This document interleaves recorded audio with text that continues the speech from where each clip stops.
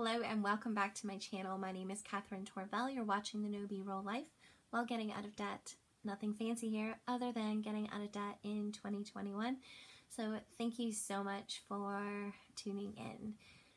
I will preface every video that is in relation to financial advice or anything like that with that I am not a financial advisor. However, I've been using all of the things that I'm discussing with you today in my own personal debt-free journey, and I am now only 11 months out of being debt-free for the rest of my life until I get a mortgage, of course. So there you have it. Number one, stop using credit. Now this should seem like a really obvious one. However, I think in our minds we think we need to find that better interest rate. Next interest rate on credit card, getting a 0% or to getting that 2.9, personal loan interest rate. Now for me, that was never going to happen because I'm not on the electoral roll here. And so, yeah, I always was looking for that better interest rate. And so when I did get one that was in the single digits rather than a double digit of an interest rate, I definitely took that up. And again, hindsight being 2020, as Dave Ramsey says, it's not a mathematical problem, it is a behavioral problem, and that is strictly behavioral. So stop using credit. Biggest number one tip. So number two, looking at 3 months worth of bank statements, and boy, did this open my eyes to some stupid spending. I'll show you a little screenshot here. This is all stupid spending.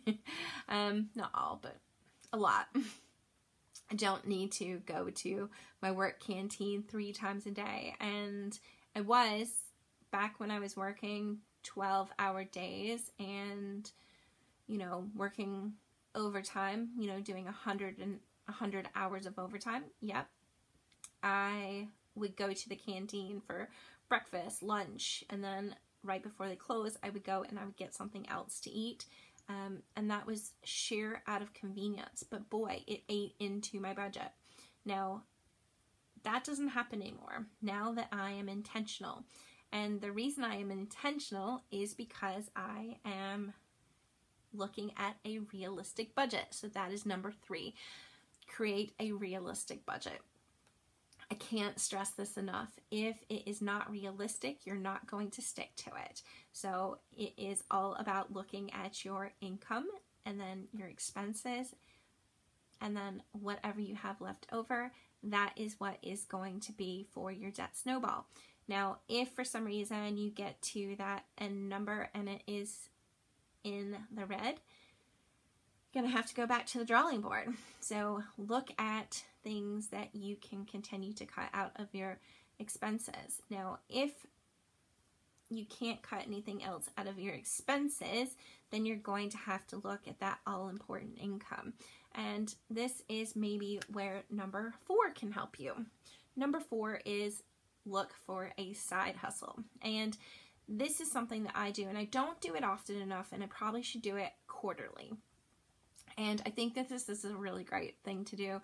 It is January. I'm going to start maybe this coming weekend. I'm going to go through some stuff and I'm going to look at what I can sell on Facebook Marketplace again. You'd be amazed. One man's trash is another person's treasure, and you may be able to sell something that you just have lying around your house that you're not using and use that as to buff up, create a little bit of an extra income, and that's really what you need to do. 5, find an app that can help you track all of your debt. And this is something that is really fantastic. I use the Debt Payoff Assistant.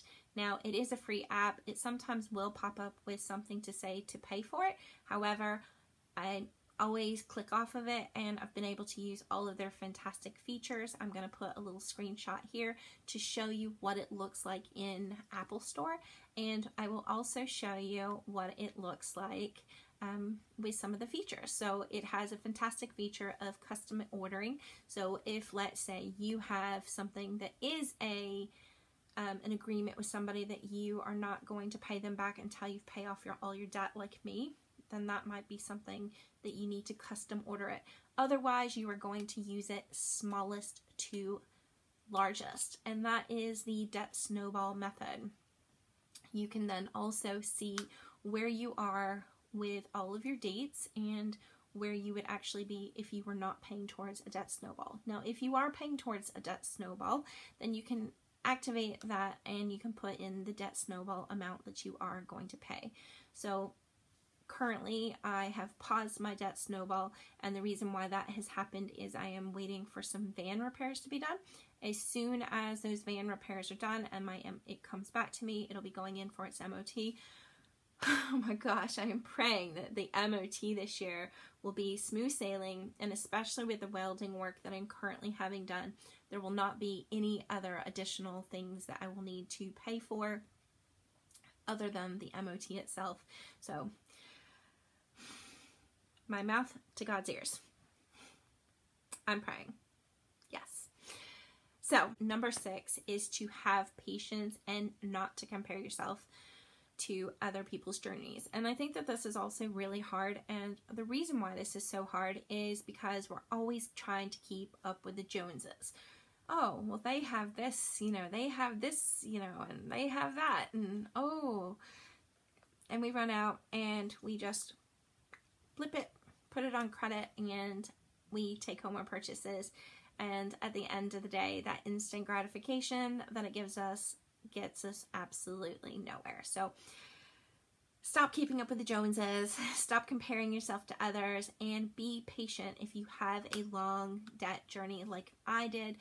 Like I said, I've been in my debt journey since May 2018, and I really, like I said, I'm now 11 months out and I have approximately 11,020 pounds remaining worth of debt. So, like I said, it is just a long journey, but if you think about it this way, I pay once I get my van back, if let's say it only costs me 500 pounds to fix, I will and then once I know my MOT bill, once I have that whatever is left over in the account that I'm sweeping all of that money over to currently, I will then have that to put on there. That's going to cut down a sizable chunk of my loan. And only then will I actually know what my debt-free journey is going to look like. Originally, I thought that it was going to be in June. And it's simply when, 2020 just, threw everybody a curveball. And because of that curveball, I think I did pause it, and then I put 2,000 pounds towards the debt. After I came off furlough, it was kind of clear that my job was secure.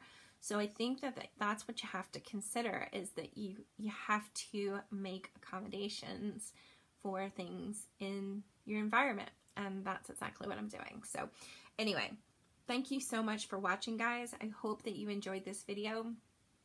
These are the things I did to kickstart my journey, and I hope that you'll be able to find them useful and apply them to your own debt-free journey. So if you haven't already, please like, subscribe, and hit that notification bell, and I shall see you on the next video.